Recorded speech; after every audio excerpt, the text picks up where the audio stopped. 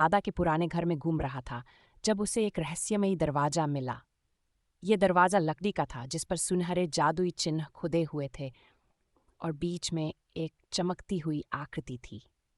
जैसे ही लड़के ने दरवाजा खोला वह एक अद्भुत जादुई दुनिया में पहुंच गया। वहां चमकते पेड़, बात करने वाले पक्षी और हवा में तैरते जादुई बादल थे।